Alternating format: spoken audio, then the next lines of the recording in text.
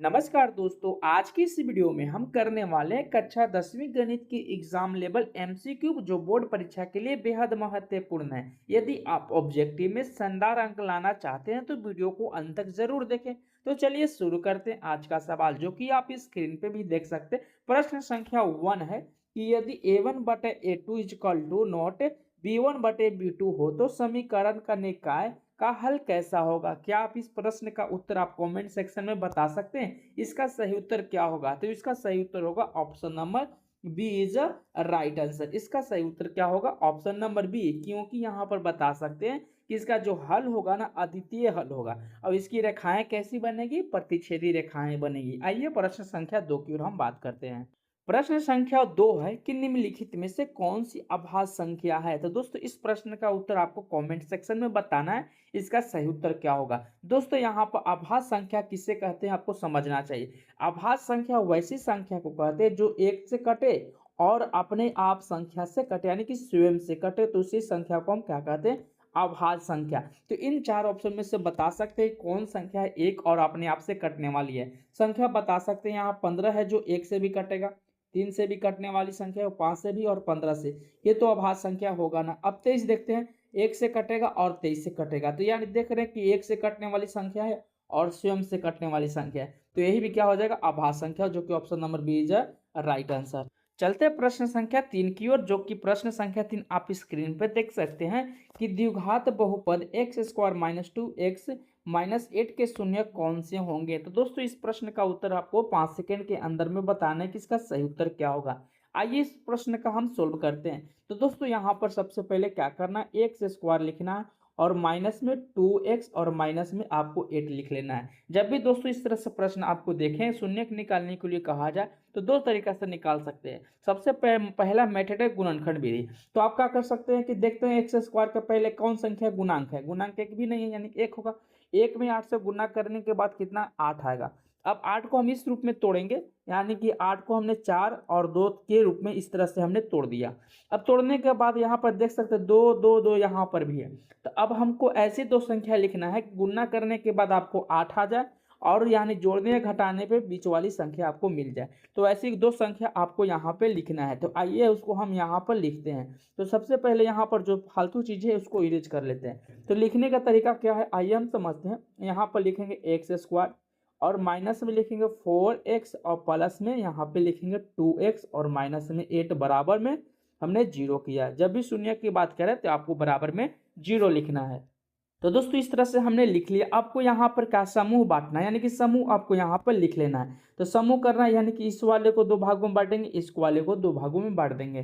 तो यहाँ पर हम x कॉमन कर लेंगे, x माइनस यहाँ पर क्या होगा 4 हो जाएगा। यहाँ पर हमने क्या करेंगे कॉमन, जो दो कॉमन करेंगे, दो कॉमन करने के बाद x माइनस 4 होगा और बराबर में इक्वल टू 0 होगा। तो पहले इस वाले संख्या को इस वाले संख्या को क्या करना है लिख लेना है। ये प्लस में 2 है तो आपको यहाँ पर इस तरह से लिख लेना है और यहाँ पर माइनस में 4 है, आपको बराबर में 0 लिख लेना है। तो दोस्तों ये देख रहे हैं कि प्लस में है ये माइनस में है, तो बराबर उधर जाने के बाद क्या होगा प्लस माइनस हो जाएगा। तो ये प्लस में है तो आपको यहाँ पर माइनस में आ जाएगा और ये माइनस में तो आपको प्लस में आ जाएगा। तो देख रहे हैं दोस्तों ये कौन सी ऑप्शन में है, तो जो कि ऑप्शन नंबर आपका ए सही जे राइट आंसर। तो दोस्तों गुणनखंड विधि इस तरीके से बना सकते हैं। आपको डायरेक्ट भी बनाने के लिए आना चाहिए। तो आइए अगले प्रश्न की ओर हम बढ़ते हैं। प्रश्न संख्या 4 है, स्क्रीन पे भी देख सकते हैं। प्रश्न संख्या 4 है कि यदि अल्फा और बीटा बहुपद x square minus 4x plus 1 के शून्य को तो अल्फा इंटू बीटा का मान क्या होगा। सबसे पहले दोस्तों अल्फा इंटू बीटा का जो सूत्र होता है आपको हमेशा याद रख लेना है। इसका जो सूत्र होगा सी माइनस सी बटे ए होगा। आपका ये क्या होगा यहाँ पर अल्फा प्लस बीटा का सूत्र है, अल्फा इंटू बीटा का सूत्र यहाँ पर लिखना है। तो अल्फा इंटू यहाँ पर लिखेंगे अल्फा इंटू बीटा बराबर सी बाई ए होता है। तो इस सूत्र को आपको क्या करना है हमेशा के लिए याद करना है। तो आइए यहाँ पर इसका सूत्र बैठाकर हम निकालते हैं अल्फा इंटू बीटा का मान। तो यहाँ पर लिखेंगे अल्फा इंटू बीटा बराबर सी बाई ए। तो यहाँ पर सी कहाँ से निकालेंगे, इसको हम बोलेंगे ए, इसको हम बोलते हैं बी और इसको बोलेंगे सी। तो सी आपका कितना है 1 है, ए कितना है 1 है। तो यहाँ पर लिख सकते हैं 1, यानी कि अल्फा इंटू बीटा बराबर क्या होगा आप यहाँ पर देख सकते हैं 1 होगा, जो कि option number c is right answer. आइए प्रश्न संख्या 5 की ओर हम बढ़ते हैं। प्रश्न संख्या 5 को आंसर सोल्व करने के लिए हमने आपको 5 सेकंड टाइम दिए। 5 सेकंड के अंदर में इस प्रश्न का आपको सोल्व करके बताना है कि इसका सही उत्तर क्या होगा। आइए अब हम इस प्रश्न को सोल्व करते हैं। तो दोस्तों इस प्रश्न को सोल्व करने के लिए सबसे पहले हम पढ़ेंगे 3x² माइनस 2x प्लस 1/3 बराबर 0 हो। तो यहाँ पर विवेक्तर निकालने के लिए बोला, यानी कि डी निकालने के लिए कहा गया है। विवेक्तर को और नाम से जानते हैं, यानी कि विवेचक के नाम से भी जाना जाता है। आपको यहाँ पर डी निकालने के लिए कहा जा रहा है। तो डी निकालने के लिए आपको एक सूत्र याद होना चाहिए, यानी कि b² जो होगा या माइनस में 4ac के बराबर होगा। तो बी आपको यहाँ पर हमने बताया कि बी आपका ये हो गया, तो -2 का स्क्वायर हम कर लेंगे, माइनस में लिखेंगे 4 रहेगा। एक आपको यहाँ पर बता सकते हैं कि आपका ये हो गया, और सी आपका कौन सा है, लास्ट वाला, यानी कि 1/3 होगा। इस तरह से हमने लिख लिया। यहाँ पर 1 से 3 से 3 कैंसिल हो जाएगा, 2 का स्क्वायर कितना होगा 4, और 4 में 1 से गुना करेंगे 4, यानी कि देख रहे हैं कि 0 होगा। इसका सही उत्तर क्या होगा, option number a is right answer. बहुत ही आसान प्रश्न है। अगर दोस्तों ये वीडियो आपको पसंद आ रही है तो एक लाइक एक शेयर जरूर करें, और चैनल को सब्सक्राइब करना नहीं भूले। बहुत ही मेहनत लगती है ऐसे वीडियो बनाने में, कंटेंट तैयार करने में। आइए प्रश्न संख्या 6 की ओर हम बढ़ते हैं। प्रश्न संख्या 6 है कि समानांतर श्रेणी में 3/2 1/2 माइनस में 1/2 है और -3/2 है, तो उसका सर्वांतर ज्ञात करने के लिए कहा जा रहा है। यानी डी ज्ञात करने के लिए आपको एक सूत्र याद करना है, a2 माइनस a1। तो आपका यहाँ a2 कितना है, यहाँ पर देख सकते हो 1/2 है, और a1 कितना है 3/2 है। तो आपने इस तरह से लिखा लिया। इसको एलसीएम लेने की जरूरत नहीं है, एलसीएम लेंगे तो 2 ही आएगा, यानी 1 - 3 होगा। तो घटाने के बाद क्या होगा, -2/2, यानी कटने के बाद कितना आएगा, माइनस में 1 आएगा, जो कि इसका सही उत्तर क्या होगा, option number b is the right answer. आइए प्रश्न संख्या 7 की बात करते हैं। प्रश्न 7 की संख्या है, जो समानांतर श्रेणी में 2 7 12 डॉट का 10वां पद क्या होगा। दोस्तों इसको सोल्व करने के लिए हमने 2 सेकंड टाइम दिए, 2 सेकंड के अंदर में इस प्रश्न का उत्तर आपको बताना है। तो आइए इसको हम सोल्व करते हैं। सबसे पहले हमें क्या का 10वां पद ज्ञात करना होता है, एक सूत्र याद करना होगा। तो ए यहाँ पर लिखेंगे, देख रहे हैं कि ए आपका कितना है 2 है। डी यहाँ से निकालने के लिए क्या करेंगे, इस वाले संख्या को उस संख्या से घटा देंगे तो यहाँ 5 आ जाएगा। तो आपको कौन सा पद ज्ञात करने के लिए 10वां, तो यहाँ पे लिखेंगे a प्लस n-1/dx सूत्र होता है। तो 10वां पद यानी कि n के जगह पर कितना रखना है, 10।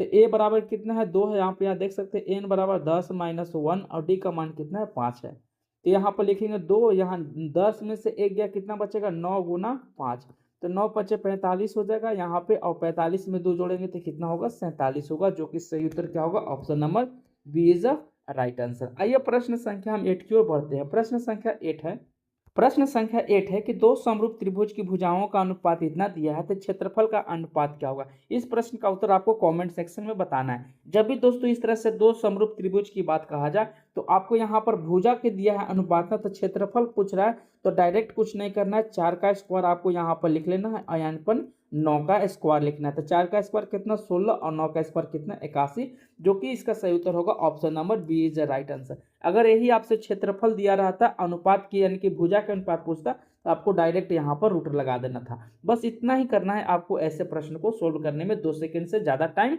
नहीं लगता। आइए प्रश्न संख्या 9 की ओर हम बढ़ते हैं। प्रश्न संख्या 9 है, इसके लिए हमने दोस्तों आपको 1 सेकंड टाइम दी। 1 सेकंड के अंदर में इस प्रश्न का उत्तर आपको कमेंट सेक्शन में बताना है कि इसका सही उत्तर क्या होगा।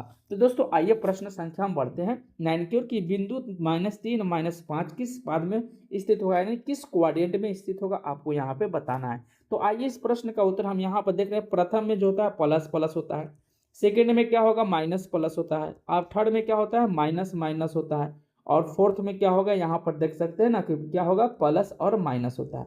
तो बस इतना याद करना है। आप किसी भी क्वाड्रेंट का आप चतुर्थांश ज्ञात कर सकते हैं। तो देख रहे हैं कि दोनों में माइनस है, दोनों माइनस में किसी में होता है, यानी कि सी में, जो कि इसका सही उत्तर क्या होगा, option number c is right answer. आइए प्रश्न संख्या 10 की ओर हम बढ़ते हैं। प्रश्न संख्या 10 है कि बिंदु a बराबर 0 और 8 0 के बीच में दूरी क्या होगा। जब भी दूरी सूत्र ज्ञात करने के लिए कहा जाए तो आपको यहाँ पर लिखना है x2 - x1, यानी कि इसमें से इसको हम घटाएंगे तो 8 का स्क्वायर होगा, प्लस में देना है, और इसमें से इसको हम घटाएंगे तो 6 का स्क्वायर होगा। तो आपको इतना लिख लेना है। इतना लिखने का 8 का स्क्वायर कितना 64, और 6 का स्क्वायर कितना होगा 36, जोड़ने के बाद कितना होगा 100, और 100 का रूट कितना होता है 10, जो कि इसका सही उत्तर क्या होगा, option number c is right answer. दोस्तों इस प्रश्न को बनाने के लिए आपको सूत्र याद होना चाहिए। सूत्र क्या होता है, √x2 - x1 का स्क्वायर प्लस y2 - y1 का स्क्वायर, जो होता है रूट में होता है। तो इस प्रश्न को याद सोल्व करने के लिए सूत्र हमें याद होनी चाहिए। आइए प्रश्न संख्या 11 की हम बात करते हैं। प्रश्न संख्या 11 है कि sin थीटा बराबर 3/5 हो तो tan थीटा का मान ज्ञात करना है। तो sin थीटा जो होता है यहाँ पर देख सकते हैं, sin थीटा बराबर क्या हो 3/, यानी कि 5। तो b/h होता है, सॉरी p/h होता है, हमें क्या tan थीटा में क्या होता है आपको यहाँ पता होना चाहिए कि टेन थीटा में पी बाई बी होता है, तो हम देख रहे हैं कि पी हमें पता है, बी यहाँ से नहीं पता है, बी यहाँ से निकालेंगे एच का स्क्वायर, यानी कि हम यहाँ से बी निकालेंगे, तो बी निकालने के लिए क्या करेंगे, आपको यहाँ पर एच का स्क्वायर, एच कितना है 5 का स्क्वायर करेंगे, और माइनस में बी का स्क्वायर, पी का स्क्वायर 3 का स्क्वायर करेंगे। तो यहाँ पर 5×25 और 3 में 3 का स्क्वायर 9, तो यहाँ पर लिख सकते हैं ना कि 25 में से 9 जाएगा तो 16, यानी कि इसका 4 हो जाएगा। तो यानी कि बी का मान यहाँ पर देख सकते हैं 4 होगा। डायरेक्ट ट्रिपलेट से भी बना सकते हैं। तो आपको फार्मूला पूछा टेन थीटा का, तो पी कितना है आपको यहाँ पर देख सकते हैं, पी आपका 3 है और बी आपने देखा 4 है, 3/4 होगा, जो कि option number b is right answer. ऐसे प्रश्न को सोल्व करने के लिए बहुत ही आसान तरीका है ट्रिपलेट। आइए प्रश्न संख्या 12 की ओर हम बढ़ते हैं। दोस्तों प्रश्न संख्या 12 है कि 2 टेन थीटा बराबर बटा में 1 टेन थीटा स्क्वायर थीटा के बराबर, तो इसका मान क्या होगा। तो आपको 2 टेन थीटा लिखना, गुना देना, टेन थीटा का मान क्या होता है 1/√3 होता है, आपको यहाँ पर लिखना बटा में देना, 1 होता है टेन थीटा का टेन स्क्वायर, यानी टेन थीटा का मान क्या यहाँ पर देख सकते हैं ना कि 1/√3 का स्क्वायर के बराबर होगा। बस इसको सोल्व करना है, 2√3 यहाँ पर होगा और बटा में लिखना है, तो यहाँ पर रूट से रूट कैंसिल हो जाएगा, 1 + 1/3। तो यहाँ पर आप एक तरीका से लिख सकते हैं, यहाँ पर लिखेंगे 2/√3 हो गया। अब इसको 3 में 4/3 होगा, तो यहाँ पर लिख सकते हैं पहली गुनी चौथी, यानी कि पहली गुनी चौथी दूसरी गुनी तीसरी हो जाएगा। तो आइए इसको हम यहाँ पर लिखेंगे एक स्टेप बढ़ाकर। लिखने का तरीका क्या है, पहले 2 गुना यहाँ पर 3 हो जाएगा और यहाँ पर √3 गुना क्या हो जाएगा 4 होगा, 2 से 2 कैंसिल होगा। तो इसको हम क्या लिख सकते हैं, 3 को हम लिख सकते हैं √3 गुना √3, तब ना गुना करके रूट से तो √3 कट जाएगा, तो बचेगा यहाँ पर √3/2। तो √3 किसका मान होता है sin 60 का होता है, जो कि option number a is a right answer. आइए प्रश्न संख्या हम बात करते हैं 13 का, जो कि सही उत्तर क्या होगा। दोस्तों इस प्रश्न का उत्तर आपको 1 सेकंड के अंदर में बताना है कि sin 90 - थीटा बराबर किसके बराबर होता है। जब इस तरह से रहता है तो आपको यहाँ पर चतुर्थांश याद कर लेना है, यानी कि 90 का जो मान होगा ना तो हमेशा क्या होता है चेंज होता है। तो sin 90 - a बराबर क्या होता है cos a, cos a सही उत्तर होगा, जो कि option number a is right answer. आइए प्रश्न संख्या हम बात करते हैं 14 की, 30 मीटर दूरी से मीनार शिखर का उन्नयन 29 डिग्री तो ऊंचाई क्या होगा। दोस्तों जब इस तरह से प्रश्न आपको यहाँ पर देखने की मीनार है जो कि 30 मीटर पर दूरी है, यहाँ पर कोई एक शिखर है, यानी कि यूनियन कोण यहाँ से बन रहा है, कितना डिग्री का कोण बन रहा है 30 डिग्री का कोण बन रहा है, तो इसका ऊंचाई ज्ञात करने के लिए बोला। तो मान लेंगे ABC, तो जानते हैं कि इसका P/B, तो हम लिख सकते हैं टेन थीटा बराबर क्या होगा P/B, यानी कि P/B। तो टेन 30 का मान यहाँ पर देख सकते हैं, टेन 30 का मान और P का मान आपको P रह देना है, B का मान आपको 30 दिया है। तो टेन 30 का मान क्या होता है 1/√3 होगा, और यानी कि P/30 हो जाएगा। तो आपको यहाँ तो इतना कर लेने के बाद दोस्तों आपको क्या करना है, यहाँ पर कर लेना है ना, तो इसको हम क्या लिख सकते हैं आप बता सकते हैं ना, तो हम P बराबर लिखेंगे 30 बटे क्या होगा √3 लिखेंगे। तो यहाँ पर परिमयीकरण कर देंगे, तो परिमयीकरण करने के बाद क्या होगा, यहाँ रूट से रूट यानी कि 3 हो जाएगा। तो यहाँ पर लिख लेते हैं 30 गुना √3 और बटा √3 में √3 से गुना करेंगे 3, यानी कि 10√3। इसका जो सही उत्तर क्या होगा 10√3 होगा, जो कि option number a is option number b is the right answer. आइए प्रश्न संख्या हम बात करते हैं, प्रश्न संख्या 15 है। प्रश्न संख्या 15 है कि केंद्र से 5 सेंटीमीटर दूरी वाले बिंदु से स्पर्श रेखा 4 सेंटीमीटर त्रिज्या ज्ञात करने। मान लें कि आपके पास एक वृत्त है और केंद्र से 5 सेंटीमीटर की दूरी पे, यहाँ 5 सेंटीमीटर की दूरी पे है और यहाँ पर एक स्पर्श रेखा इस तरह से गया है, तो जो कि 4 सेंटीमीटर है। तो इस त्रिज्या का पूछ रहा है, तो पाइथागोरस बन रहा है, यहाँ पर देख रहे हैं ट्रिपलेट, यानी कि 90 यहाँ पर बनता है, यहाँ पर 90 बनता है, 90 यहाँ पर बनेगा, तो हम यहाँ पर बात कर सकते हैं, यानी त्रिज्या निकालना है तो डायरेक्ट हम लिख सकते हैं ना त्रिज्या, यानी कि इसको नाम दे दें OAB। तो इसका नाम निकालना है, OA का निकालेंगे तो अंडर रूट इसका स्क्वायर -5 का स्क्वायर और माइनस में कर देंगे 4 का स्क्वायर, आपको कर लेना है। तो 5 का 25 होगा और 4 का स्क्वायर 16, यहाँ पर लिखेंगे 25 में से 16 जाएगा 9, जो कि इसका सही उत्तर क्या होगा 3, option number a is right answer. आइए प्रश्न संख्या दोस्तों चलते हैं प्रश्न संख्या 16 की ओर। अगर दोस्तों ये वीडियो आपको पसंद आ रही तो एक लाइक एक शेयर जरूर करें, चैनल को सब्सक्राइब करना नहीं भूलें।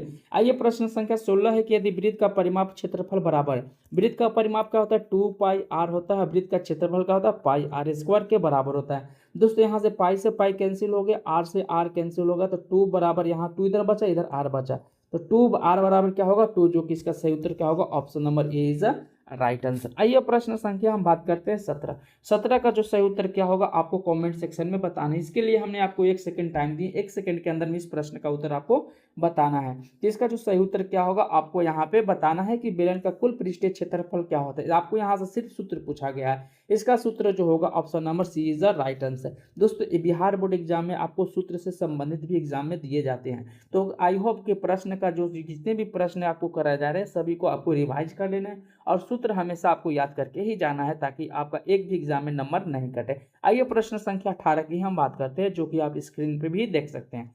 माध्य की प्रत्यक्ष विधि का सूत्र क्या होगा। इसका माध्य निकालने के लिए सबसे सही सूत्र क्या होगा। इन चारों ऑप्शन में से कोई एक ऑप्शन सही है, जो कि सही ऑप्शन को आपको चयन करना है। इसका सही उत्तर क्या होगा। इसका सही उत्तर होगा option number a is right answer. आइए प्रश्न संख्या हम बात करते हैं 19 का कि जो कि सही उत्तर क्या होगा इसका।